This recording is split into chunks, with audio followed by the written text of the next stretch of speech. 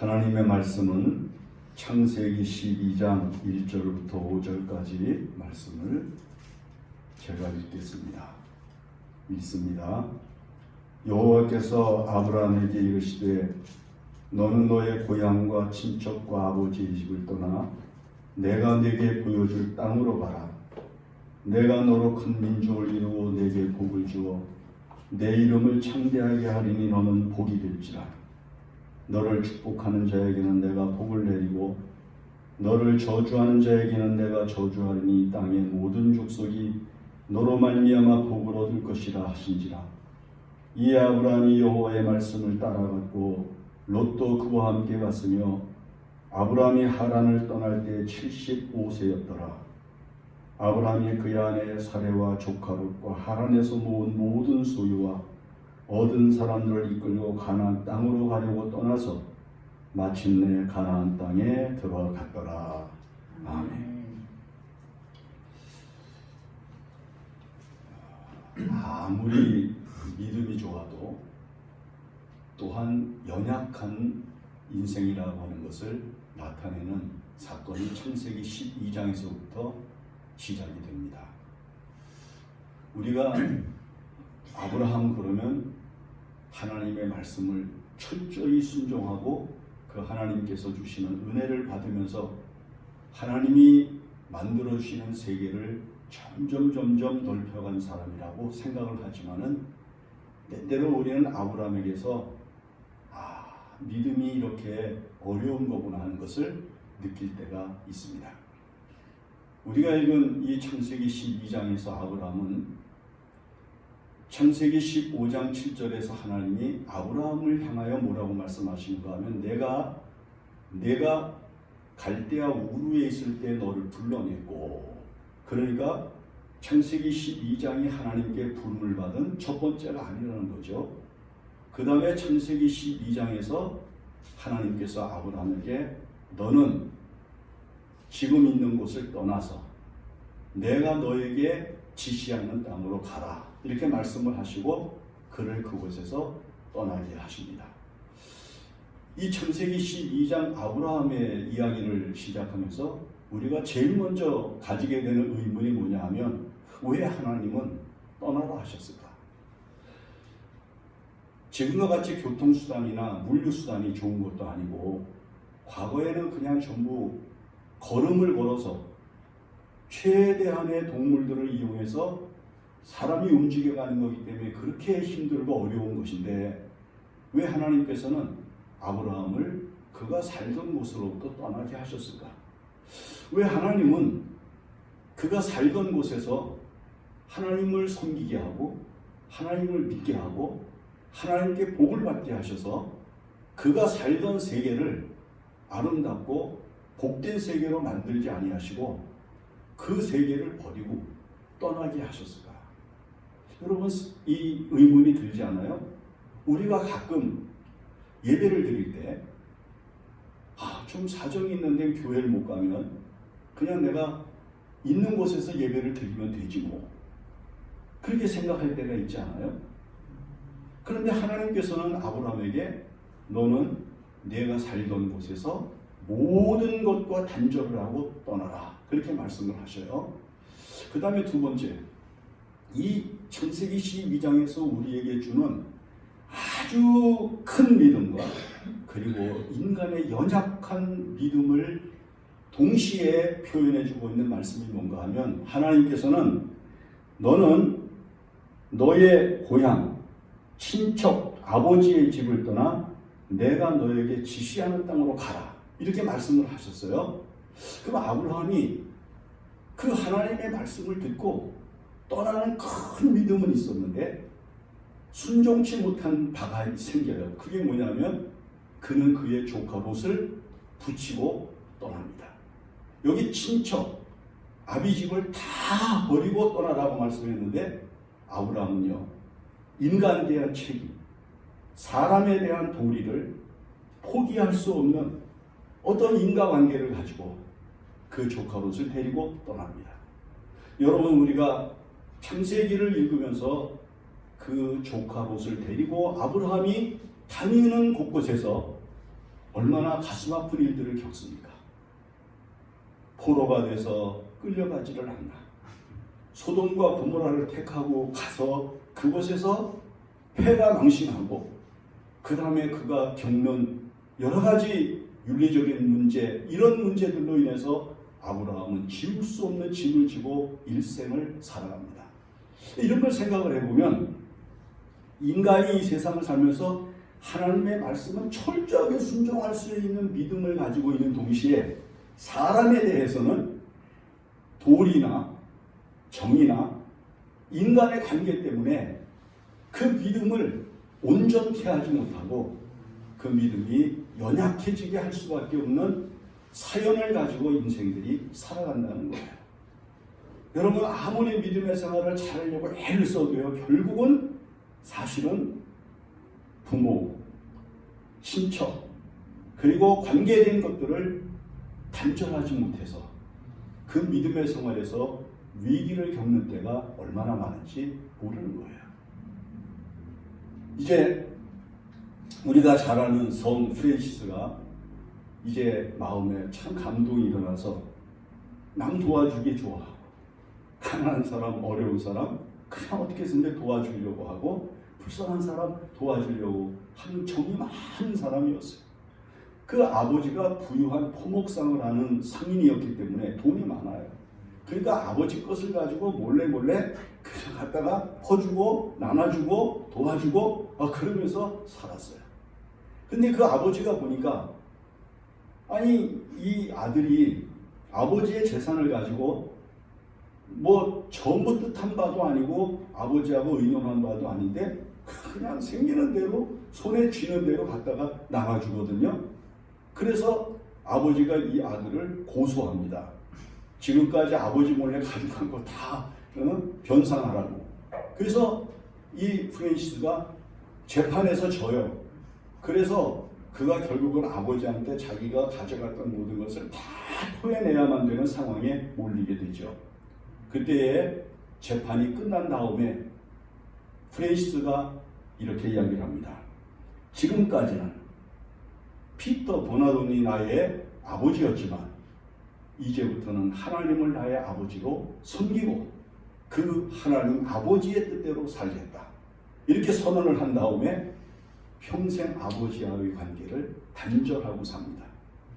그 아버지가 가지고 있는 유산 중 하나도 물려받지 아니하고 그건 다 아버지가 알아서 처리하게 하고 그는 그때서부터 자비량 돌아다니면서 구걸하고 사람들한테 도움받고 얻어서 그래서 어려운 사람들을 또 도와주고 그러면서 살아가면서 결국에는 성자라는 소리를 듣게 되는 그런 위협을 이루게 되죠. 이 사람이 참 믿음이 좋아요. 그런데 대부분 그 믿음이 어디에서 흠집이 생기는가 하면 가족 때문에 아니면은 자기의 현재의 상황 때문에 어쩔 수 없이 끌고 가는 것 때문에 믿음의 상처를 입고 균열을 일으키게 되는 것을 얼마든지 봅니다. 하나님은 분명히 아브라함에게 너는 너의 부모와 고향 그리고 친척까지도 다 버리라 그렇게 말씀을 했는데 아브라함은 롯을 못 버렸어요. 그 롯을 끌고 가면서 여러분 창세기에 참 눈에 거슬리는 그리고 힘겨운 사건들을 우리가 보게 되는 거죠. 그래서 아브라함이 이제 하나님의 뜻대로 살지 못한 흔적들을 그의 큰 믿음 옆에 홉처럼 붙이고 살게 되는 영향을 나타내게 된 겁니다. 이 창세기 12장에서 우리는 아브라함의 믿음이 큽니다.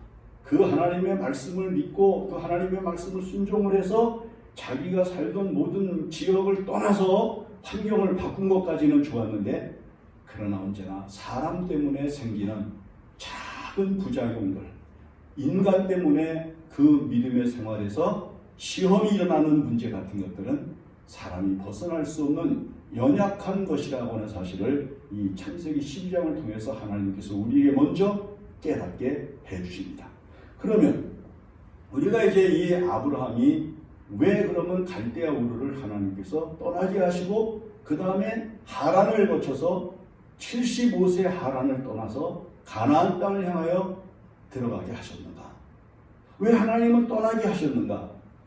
이것은요, 우리가 믿음의 생활을 하면서 느끼는 것이고 성경을 통해서도 우리가 익히 아는 바입니다.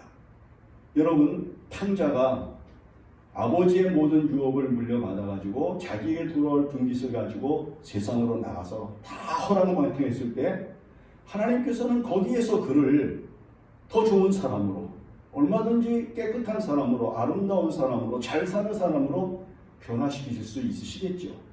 그러나 하나님은 그가 육체적으로 살던 모든 곳으로부터 일단 떠나게 합니다. 벗어나게 합니다. 우리가 하나님 앞에 예배하러 올라가는 행위를 동사로 사용합니다. 성전에 올라가는 노래, 성전에 올라가는 것, 하나님 앞에 나아가는 것. 그래서 예수님께서도 언제나 기도를 하시거나 그럴 때에 그 자리에서 그냥 하실 수 있잖아요. 뭐 예수님이 기도할 때 무슨 뭐 방해를 받으시겠어요? 방해 때문에 기도를 못 하시겠어요? 그러나 예수님도 언제든지 사람들과 어우러져 있었던 현재의 그 모든 인간사의 문제의 자리로부터 벗어나서 한적한 곳으로 가시고 동산으로 가시고 산에 올라가시고 하시면서 자기의 현재의 자리로부터 떠납니다. 이 떠난다라고 하는 말은 세상을 버린다, 이 세상과 끊는다, 세상과 절연한다라고 하는 의지를 갖게 하시는 하나님의 뜻인 것을 우리가 알 수가 있는 겁니다. 그러면 하나님께서 아브라함을 갈대아우르에서 불러내시고 그 다음에 하란에 있을 때 하나님께서는 그때에는 명령을 합니다. 왜냐하면 갈대아우르에서 하란으로 올 때에는 가족들이, 친척들이 같이 왔거든요. 그러나 그 사람들 모두를 다 가나안 땅으로 데려가게 하신 것이 아니라 하나님께서는 아브라함에게 그의 아내만 데리고 가게 하신 거죠. 그러나 그는 롯을 데리고 어쨌거나 가나안에 들어왔습니다. 그러면 이 사건이 우리에게 주는 떠나라고 하는 의미, 다른 세계로 아브라함을 이주시킨 하나님의 의미가 성서적으로 우리들에게 어떤 의미를 가지고 있는가를 깊이 통찰을 해야 할 의미가 있다는 거죠. 제일 먼저는 아브라함을 새로운 사람으로 시작하게 하시는 겁니다. 아브라함이 갈대아 우르 사람이 아니라 히브리 사람으로 시작하는 시작을 복의 근원이라고 삼으신 겁니다. 여러분, 이스라엘 사람들을 다른 표현으로 히브리인이라 그렇게 이야기를 해요. 그 히브리인이라고 하는 말은 건너왔다, 이제 그런 뜻이거든요. 다른 데서 건너온 사람, 이제 그런 뜻이야. 그러니까 하나님께서는 아브라함을 하란에 그냥 두지 아니해서 거기에서 얼마든지 새 사람도 만들고 거기에서 얼마든지 부자도 만들고 거기에서 얼마든지 기적적인 역사들을 일으키셔서 세상 사람들이 깜짝깜짝 놀랄만한 일을 이루실 수 있는 분이셨지만은 그곳에서 그대로 복된 사람이 되게 하지 아니하시고 그를 그 지역에서 떠나게 하셔서 하나님이 지시하시는 곳에서 복을 시작하게 하시는 영광을 나타내셨다는 겁니다. 즉 내가 택한 곳, 내가 살아가던 세계가 아니라 하나님이 택한 곳, 하나님이 정한 곳, 하나님이 원하시는 곳에서 인간은 새로운 시작을 해야 할 의미를 갖는다는 거예요. 그게 바로 새 사람인 거예요. 내가 원하는 세계에서 사는 게 아니라 하나님이 원하시는 세계, 하나님이 원하시는 장소, 하나님이 원하시는 곳에서 인생은 새로워졌다고 하는 의미를 부여받아야 한다는 것입니다. 우리가 이 세상을 살면서 누구든지 그리스도 예수 안에 있으면 새로운 피조물이라, 새로 만들어졌다, 새로 지어진 존재라고 하는 것을 사도 바울이 고백한 것은 그런 의미에서 매우 중요한 의미를 갖는 겁니다. 하나님은 우리를 예전 그 사람 그대로 복되게 만들어 주시는 것이 아니라 전혀 새로운 사람이 되게 하시려고 아브라함을 갈대아 우르를 떠나게 하셨다는 거예요. 너는 이제 메소포타미아 사람, 갈대아 우르 사람, 바빌로니아 문명권에서 사는 사람이 아니라 너는 이제부터 가나안 땅에서 사는 히브리 족속의 시작이 되어야 된다고 말씀을 하시는 거예요. 그러므로 우리가 세상을 살면서 믿음의 생활을 하고 하나님의 뜻대로 살아가는 이 거룩한 영광을 가지게 될 때 제일 먼저 내가 이전 사람이 아니라 내가 이제는 새로운 사람, 내가 이전에는 마귀의 세계에서 살았지만 이제는 그리스도의 세계에서 살고, 내가 이전에는 사탄이 주는 곳에서 살았지만은 내가 이제는 하나님이 주인이신 곳에서 살고, 내가 이전에는 사탄이 주인이었던 세상에서 사는 것이 아니라 이제는 하나님께서 주인이신 세상에 산다고 하는 새로운 사람이 되는 세계를 이야기하는 거죠. 그래서 여러분, 영국에서 이제 1507년에 종교개혁이 일어나고, 그 다음에 이제 중반으로 넘어가면서 칼빈 같은 사람들이 종교개혁을 돕지요. 그 다음에 영국이 변화를 일으키는데 1600년대에 이 새로운 믿음의 형태를 가지기 시작한 교인들을 핍박하는 세력이 생기기 시작을 하면서 하나님의 뜻대로 사는 사람들, 성경을 가장 큰 권위로 삼고자 하는 사람들이 이제 핍박을 피해서 다른 곳으로 가서 신앙생활을 새로이 시작해야 되겠다고 하는 생각을 가지게 되죠. 왜냐하면 그 당시에 영국은 성공이라고 하는 것이 태동이 됐지만은, 그러나 그들은 여전히 가톨릭 교리를 대체적으로 수용을 했고, 그 다음에 이제 성찬 문제 같은 것들은 개선이 되지 않았고, 또 그 다음에 성경의 권위보다는 여전히 교회의 전승과 그 다음에 교회의 관습을 사람들에게 그대로 요청을 했기 때문에 오직 성경을 권위로 삼고자 하는 사람들이 여기서는 우리 신앙생활 안 되겠다, 핍박도 받고요, 곤란한 일도 겪고요. 그렇게 되니까 이 사람들이 플리마우스라고 하는 항구에서 102명이 배를 타고 신대륙 아메리카로 가는 거예요. 그래서 미국의 플리마우스라고 하는 항구에 도착을 했는데, 그 플리마우스라고 하는 미국의 항구 이름은 나중에 청교도들이 넘어가서 자기들이 플리마우스 항구에서 떠났기 때문에 이제 플리마우스 항구라고 이제 이름을 지었다, 이렇게 이제 이야기를 합니다. 거기서 새로운 세계를 만든 거예요. 그래서 그 새로운 믿음의 시작에서부터 장로교도 나오고 감리교도 나오고 침례교도 나오고 회중교회도 나오는 개신교가 활성화되는 놀라운 역사를 이루게 되는 거죠. 하나님은 우리가 이 세상을 살아갈 때 사탄의 세계 자체를 하나님이 없애버리면 되잖아요. 마귀를 없애버리시면 되잖아. 그러나 하나님은 그렇게 하지 않으셔요. 하나님은 우리가 떠날 세계를 세상으로만 말씀하시고, 하나님의 거룩한 교회 예수 그리스도의 세계로 우리가 떠나들어가기를 원하시는 거죠. 그래서 우리가 사단의 사람이 아니라 그리스도의 사람, 세상 사람이 아니라 하나님의 백성으로 살아가기를 원하는 신령한 변화를 우리들에게 명령하셨고, 또 그것을 이루신 것입니다. 그러므로 누구든지 그리스도 예수 안에 있으면 새로운 피조물이라, 이전 것은 지나갔으니 보라 새 것이 되었다 라고 하시는 말씀이 정확하게 답을 내리는 겁니다. 그 다음에 또 한 가지는, 아브라함은요, 원래 바빌로니아 문명 우루, 즉 바벨론 아래쪽에서 거지대가 어느 지대인고 하니 티그리스강, 유프라데스강 그 강변 아래쪽이거든요. 늪지대예요. 그러니까 아주 늪이 많으니까 뭐가 많은고 하니 물이 많고, 그 다음에 농사 같은 걸 짓는 것이 굉장히 풍부한 지역에서 살았거든요. 그러니까 거기는 그저 조금만 수고를 하면 먹고 사는데 문제가 없는 거예요. 물론 뭐 어떤 전승에 의하면은 이 아브라함의 가정 데라의 아버지 데라가 우상을 만들어서 파는 사람이었다는 그런 얘기도 있지만은, 아무튼 우상을 만들어서 파는 생활을 하면서 또 농경 사회에서 가장 풍부하게 삶을 살았던 사람인 걸로 보고, 그가 데리고 거느리고 여행을 한 사람들이 무려 용병들만 318명이 있을 정도였으니까 이 사람이 얼마나 큰 부자였는가를 알 수가 있는 거예요. 그런데 하나님께서는 그 농경 문화 속에서, 우상 문화 속에서 살던 아브라함을 불러내셔서 이제는 그의 생활이 유목생활로 변화를 하게 하신다는 거예요. 여러분, 유목생활이라고 하는 건 풀 따라 움직여 다니는 생활을 하는 거예요. 풀이 있어야 되고 물이 있는 곳을 끊임없이 이동하면서 살아야 되는 사람들이거든요. 즉 나그네 인생을 살아야 되는 거예요. 정착된 생활이 아니라 계속해서 움직이면서 계속해서 이동하면서 살아가는 거예요. 여러분, 이게 바로 그리스도 안에서 우리에게 주어진 하나님의 나라를 향해서 끊임없이 이동하면서 살아가야 되는 나그네 길을 의미하는 거예요.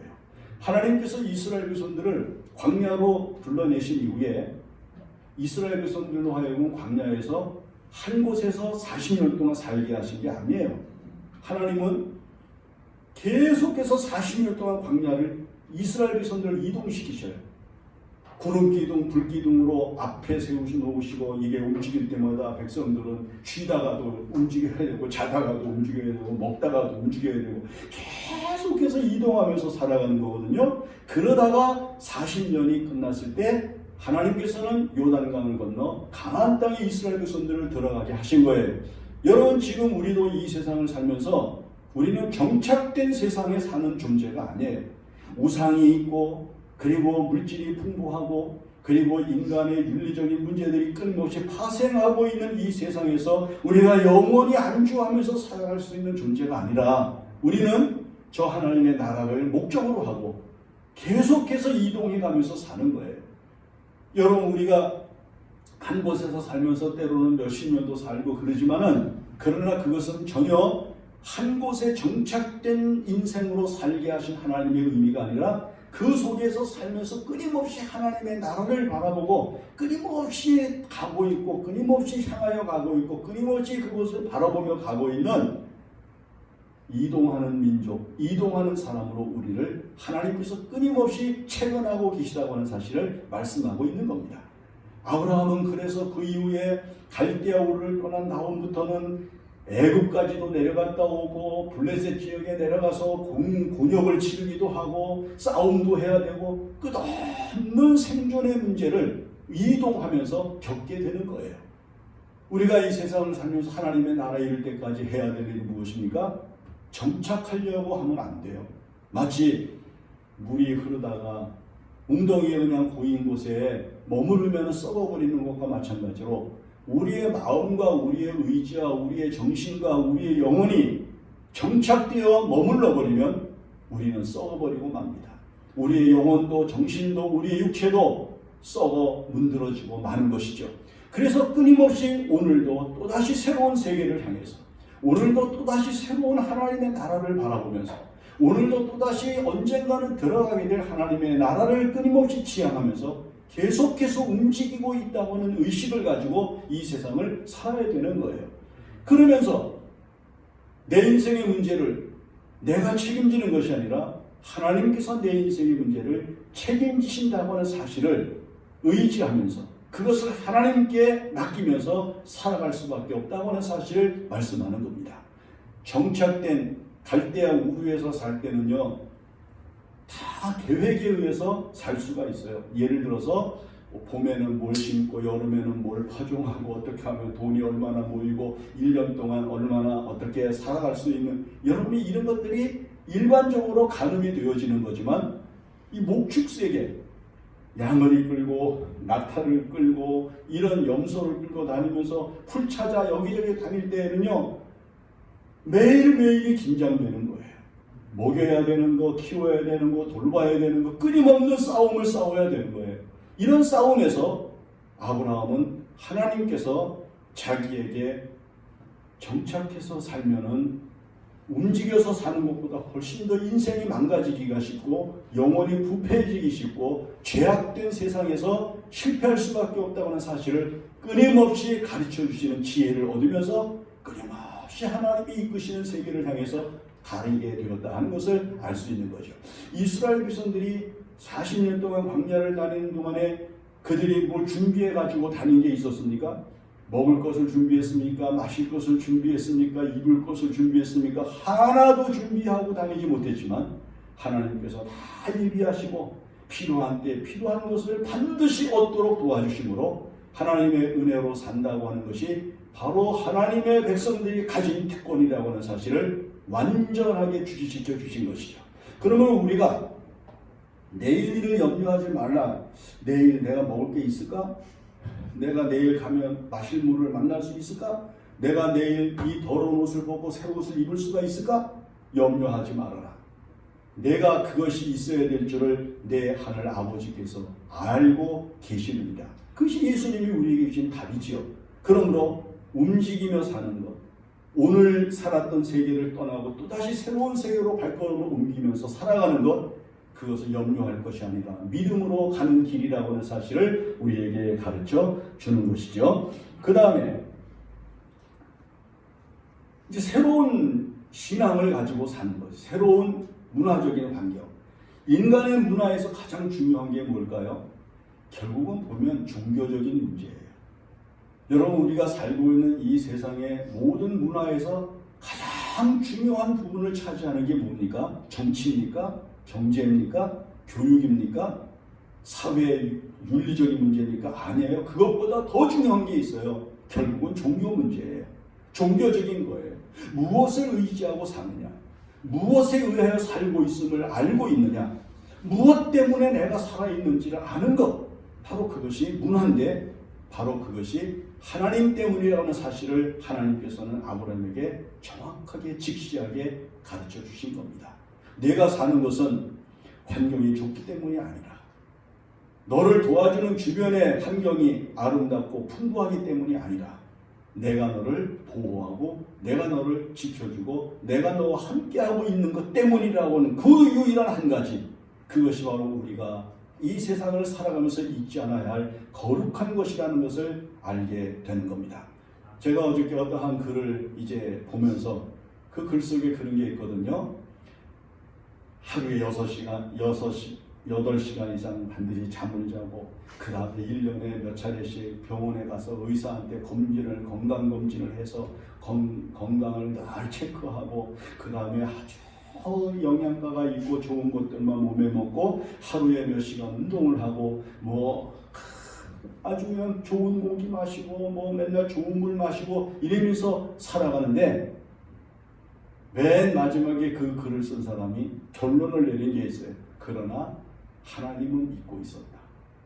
이 세상에서 자기 자신이 할 수 있는 모든 건 다 하면서도 가장 중요한 걸 잊고 사는 게 현대인이라는 거예요. 그게 뭐예요? 하나님을 잊고 있는 것. 하나님을 잊어버리는 것. 하나님을 생각지 않는 것.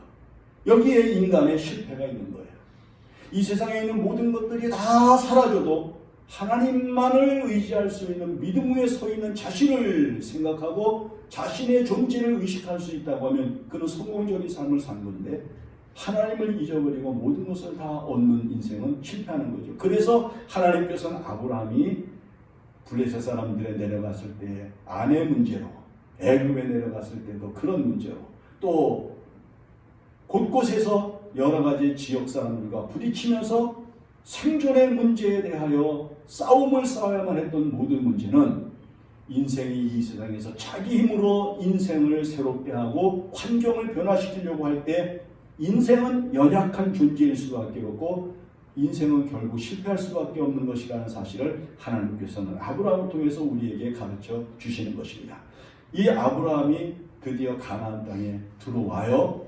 그런데요, 가나안 땅에 들어와 보니까 이게 저기 갈대아 우르에서 살던 큰 물이 풍부하고 그 다음에 농사를 하면서 양식과 이런 모든 것들이 다 풍부했던 지역하고 너무 척박하게 다른 거예요.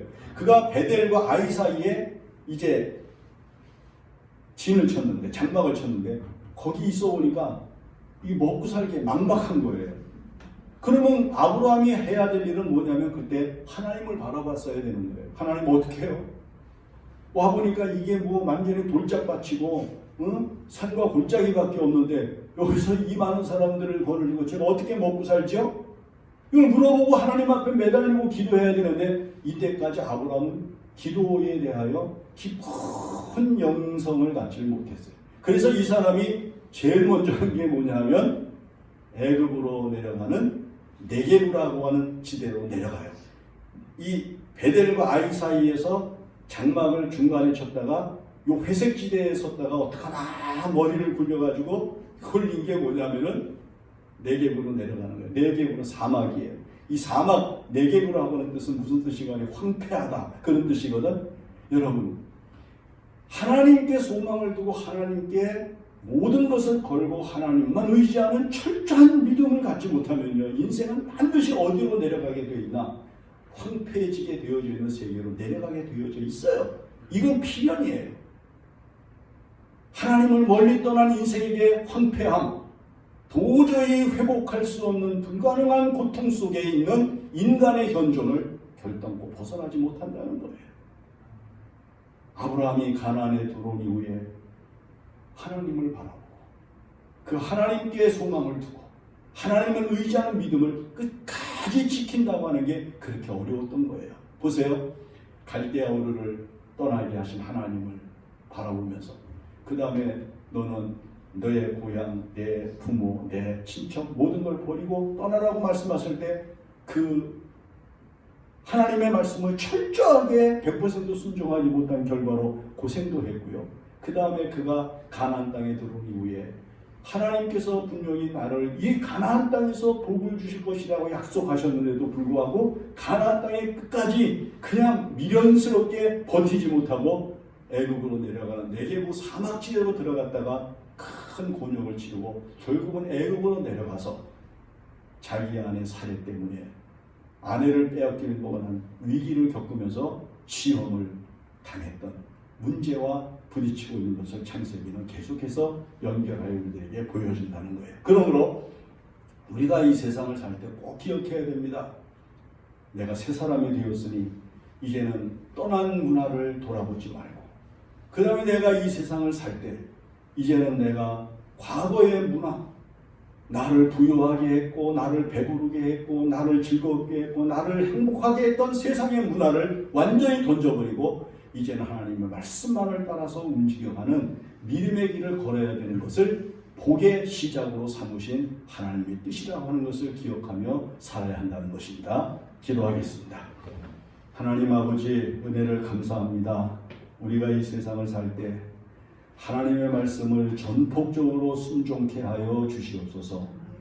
하나님의 거룩하신 말씀과 은혜 가운데서 새 사람이 되게 하시고 새로운 환경과 새로운 문화를 이루는 믿음의 사람이 되게 하여 주시옵소서. 하나님 우리로 하여금 우상을 버리게 하셨고 죄악된 세상을 떠나서 하나님의 백성으로 살게 하신 것 감사합니다. 하나님의 나라에 이를 때까지 우리를 끊임없이 하나님의 나라로 가까이 다가가게 하시는 하나님의 도우심을 입어 신령한 생활에서 실패하지 않게 인도하여 주시옵소서. 모든 말씀을 예수님의 이름으로 기도합니다. 아멘. 자, 이제 우리 찬송을 부르면서 봉헌하겠습니다. 450장